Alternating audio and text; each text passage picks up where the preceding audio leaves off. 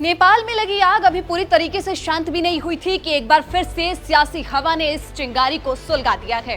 नेपाल की नई सत्ता के गलियारों में अब एक और आवाज गूंज रही है और यह आवाज किसी और की नहीं बल्कि जेनजी क्रांति के युवा चेहरे और आंदोलन के सबसे बड़े रणनीतिकार सुदन सुगुरंग की है।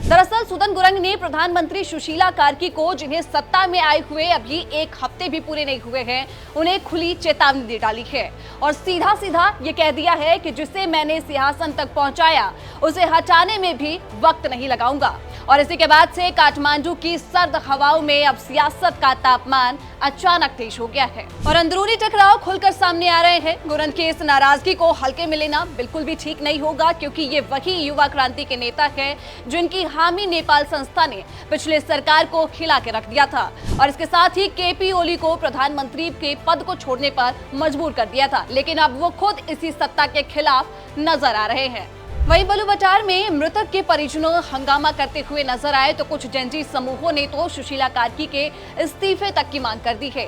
हालांकि सूत्र ये बताते हैं कि गुरंग लगातार शहीद आंदोलनकारियों के परिजनों को प्रधानमंत्री सुशीला कार्की से मिलवाने की कोशिश कर रहे थे, लेकिन ये कोशिश नाकाम रही।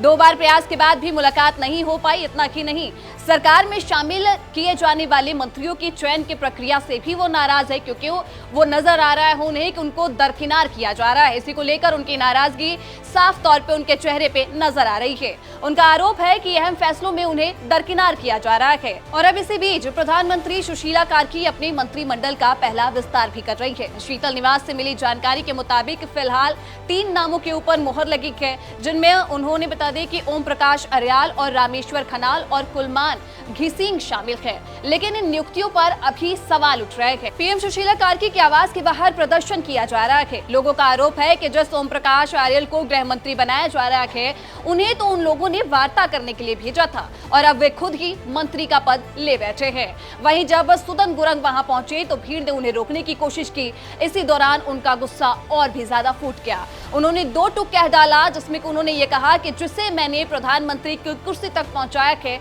उसे हटाने में मुझे ज्यादा समय नहीं लगेगा। दिलचस्प बात तो ये है कि ये पिछले दिनों की अगर हम बात करें तो बीते दिनों में कुछ तस्वीरें सोशल मीडिया पे वायरल हो रही थी, जिसमें गुरंग अपने घुटनों पर बैठकर सुशीला कार्की के सम्मान में सिर झुकाए नजर आ रहे थे। अब बता दें कि कार्की ने नेपाल की पहली महिला अंतरिम प्रधानमंत्री के रूप में शुक्रवार को शपथ ली थी। तस्वीर में वो माला पहनी हुई थी और कुर्सी पर बैठी है, जबकि आसपास के जो सेना अधिकारी हैं वो उनके गणमान्य लोग मौजूद वहां पे तमाम नजर आ रहे थे और ये दृश्य काठमांडू के एक औपचारिक समारोह के दौरान कैमरे में कैद हुआ था। बता दें कि कार्की ने नेपाल की पहली महिला अंतरिम प्रधानमंत्री के रूप में शुक्रवार को शपथ ली थी।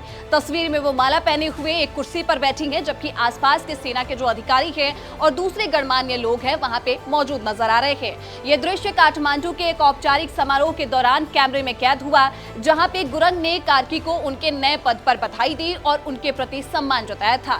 जिक्रयोग यहाँ पे ये भी है कि पीएम कार्की ने भारत को लेकर अपना स्टैंड पहले से ही साफ रख दिया है और भारत के लिए उन्होंने अपने दिल में बसी हुई गहरी मोहब्बत को भी जाहिर किया था।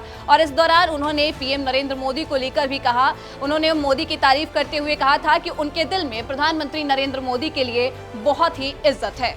और इसी के साथ ही उन्होंने भारत के साथ रिश्तों को और भी मजबूत करने की बात भी कही थी। लेकिन नेपाल से इस बीच जिस प्रकार की खबरें आ रही है वो उम्मीद से बिल्कुल परे नजर आ रही है और इसके साथ ही वो बेहद चिंताजनक भी है, क्योंकि नेपाल की नई सरकार अभी पूरी तरीके से फॉर्म में भी नहीं आई है कि भीतर से बगावत की आहट एक बार फिर से तेज हो गई है। तो अब सवाल ये है कि क्या असंतोष सरकार की नींव को खिलाने वाला पहला झटका है या फिर ये एक महज शुरुआती राजनीतिक शोर है? आप अपनी राय कमेंट सेक्शन में बता सकते हैं। बाकी तमाम जानकारियों के लिए दैनिक जागरण देखते रहिए।